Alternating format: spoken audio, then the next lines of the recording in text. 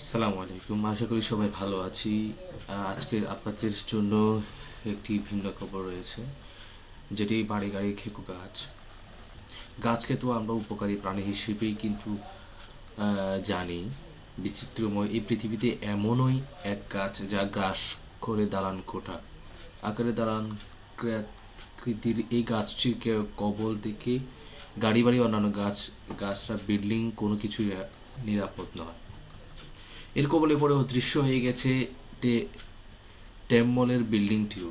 দূর থেকে দেখলে মনে হয় গাছটি পুরো বিল্ডিংটি খেয়ে ফেলেছে। গাছটির নিচের দিকে তাকালে আপনার মনে হতে পারে দৈত্যাকৃতির একটি সাপ নিচের দিকে নেমে যাচ্ছে। আরও শুধু কি ওই টেম্পল বটের মতো বিশাল এইসব গাছ খেয়েছে ধ্বংসপ্রাপ্ত একটি ভবন।